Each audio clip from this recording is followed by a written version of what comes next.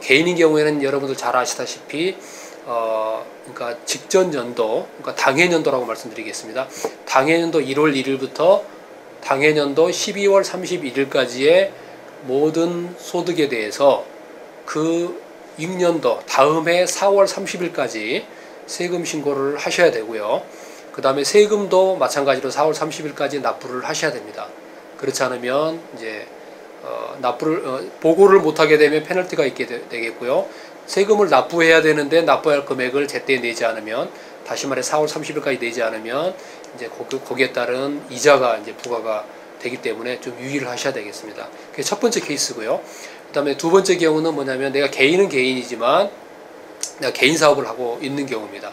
아까 말씀드린 것처럼 법인이 아닌 비법인으로서 개인 사업을 하는 경우, 그런 경우에는 세금 보고는 6월 15일까지로 약 한 달 반 정도, 4월 30일보다 한 달 반 정도 더 시간을 더 많이 할애해 드립니다. 그래서 6월 15일까지 세금 보고를 하실 수가 있고요.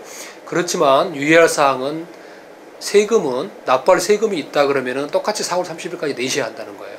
그래서 대부분의 경우 이런 경우를 놓치는 경우가 많은데, 세금 보고는 6월 15일까지 조금 늦게 하셔도 되지만, 혹시나 세금을 낼 것이 있다라고 생각하시는 분들은 사실은 4월 30일이 데드라인이라고 생각하셔서 준비하시고, 그냥 세금 보고도 그때 하시고 세금도 그때까지 내시는 게 가장 안전하다, 이렇게 이해를 하시면 되겠습니다. 그렇지만 만일에 내가 개인 사업을 하는데 적자다, 그래서 세금 낼 게 없다, 그러면은 6월 15일까지로 좀 여유 있게 생각하셔도 될 것 같습니다. 그런데 만일에 내가 흑자인 경우에도 부득이 여러 가지 상황으로 늦어져서 6월 15일까지 세금 보고를 해야 되겠다 생각하시는 분들이 계시다면, 그 가정산을 해서라도 세금은 미리 좀 4월 30일까지 내시는 게 가장 안전합니다. 그래야 페널티와 그 다음에 이자를 회피할 수 있는 방법입니다. 그 다음에 마지막으로는 이제 법인이 있습니다. 그래, 법인인 경우에는 개인처럼 보고 대상 기간이 1월 1일부터 12월 31일이 아니고, 그 법인마다 그 회계 결산 연도가 틀립니다. 피스컬 이어 엔드라고 영어로는 하고요.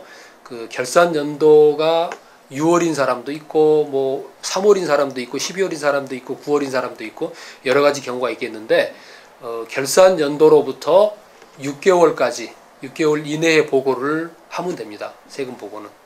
그러나 여기서도 한 가지 주의할 게 있습니다. 만약에 그 법인이 이익이 나서 세금을 내야 되는 경우가 있다 그러면은, 그 세금은 결산일로부터 3개월 이내 세금을 내셔야 됩니다. 그러니까 이런 경우도 안전하게 가기 위해서는 세금 낼 것이 있고 세금 보고를 해야 되겠다 그러면은 결산일로부터 3개월 이내에 세금도 납부하시고 세금 보고도 하시는 것이 가장 안전하다고 할 수가 있겠습니다.